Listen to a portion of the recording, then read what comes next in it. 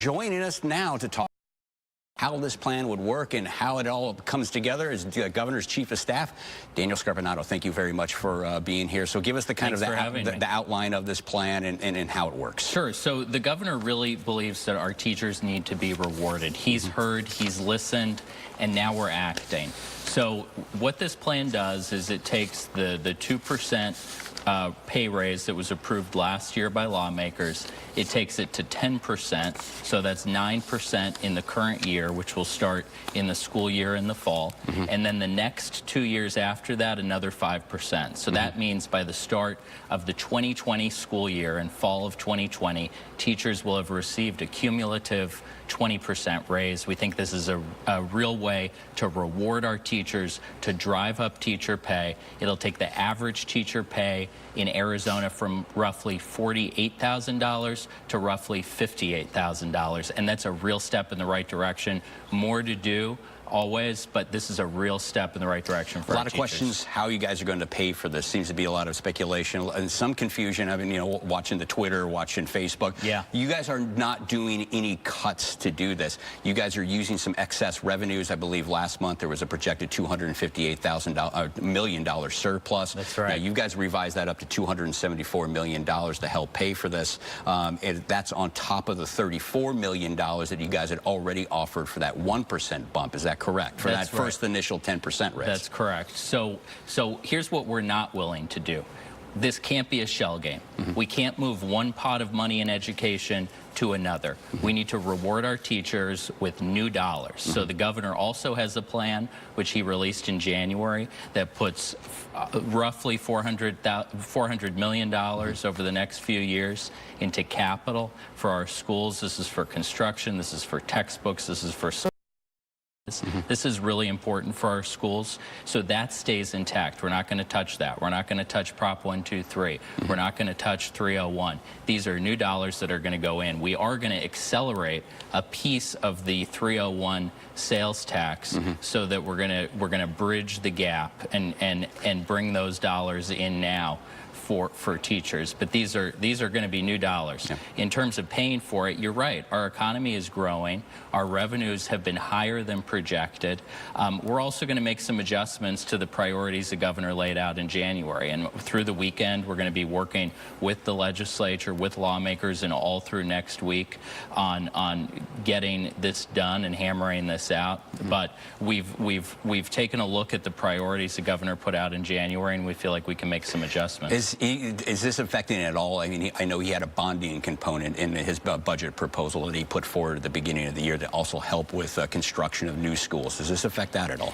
We are going to continue to build new schools. We're going to continue to invest in capital. We're going to continue to invest in facilities. These need to be separate and apart from that. We can't just move one pot of money to another.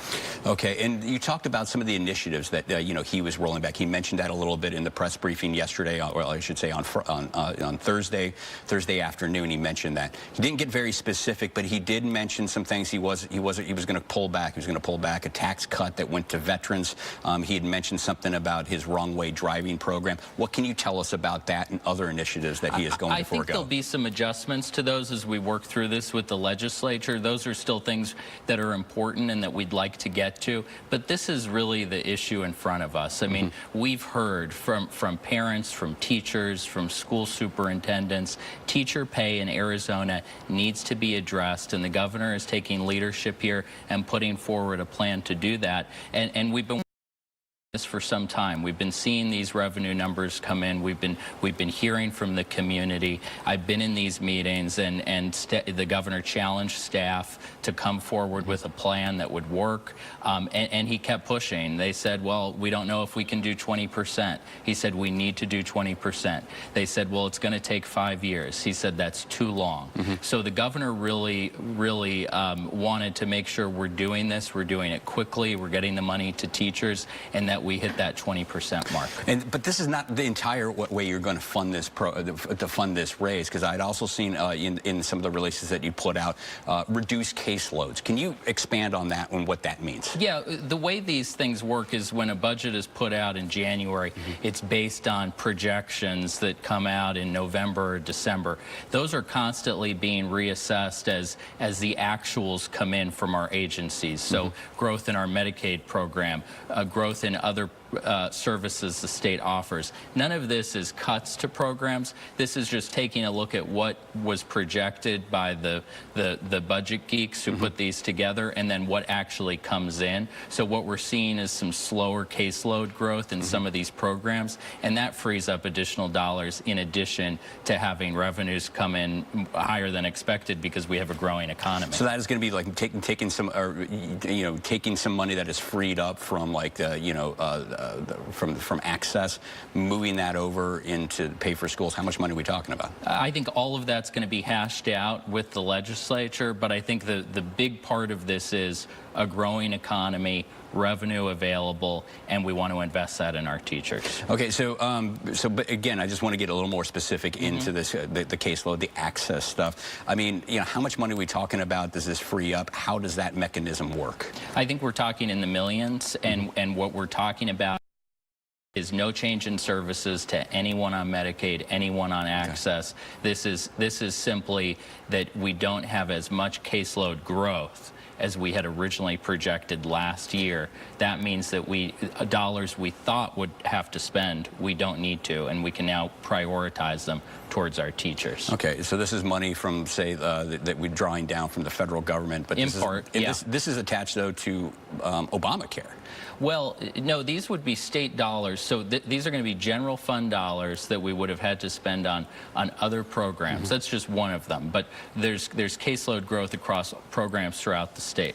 And usually what happens, Dennis, is when we go through the budget work, you overestimate on what that growth is going to be like so that you hit a balanced budget. And then when we actually see the actuals come in, there's some cash that's freed up. So that'll be part of this. A growing economy will be part of it. But the governor also told staff, and he told the legislature, he's willing to take some of the priorities that he laid out in January that were non-education related and put those on the table as solutions to get here, because this is really the most important thing facing the state right now, is our K-12 system, our teachers. We want to keep our teachers in the classroom. We want to keep them here in the state. We know we have a teacher shortage, and we hope that this will help deal with it. It's only one piece of the pie, but it's a big piece, and it's going to make a real difference for teachers who are showing up every day. So what took so long? I mean, obviously, this Red for Ed movement, teacher frustration has been building not just over months, but over a number of years here. Did the Red for Ed movement change the governor's mind?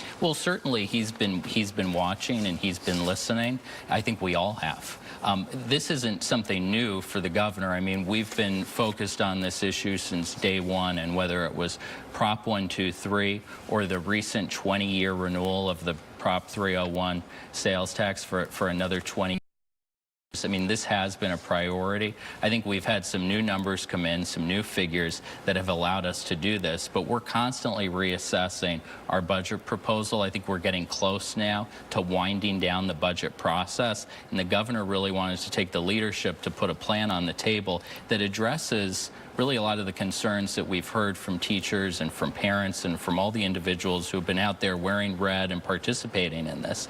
We think this really addresses a lot of the issues that they're talking about, but certainly he's been listening, and this is, I think, a sign of leadership that he wants to help deal with this. So now you got to hammer out the details. I think a lot of people are waiting to see how this is going to be paid. A lot of concern over that. Support at the legislature. Do you guys think you have that right now? Well, we hope we do, and really this is something that it doesn't matter if you're a Democrat or a Republican, you should be able to get behind this. This is a 20% pay raise by year 2020 school year for teachers. It's something that both parties have been talking about, is rewarding our teachers. So we think this is another opportunity for bipartisan support, like we saw in opioids, like we saw in 301. This is really something that I think both parties can come together again as a sign of unity and to demonstrate to our teachers teachers that they're valued. So last question here. When do you expect to see the details? When do you expect this to be approved? We hope as soon as possible. I mean, the budget process is winding down, and it would be great if we could come on this show next week and have a budget signed and teacher raises on their way. All right. Well, thanks a lot. That's all the time.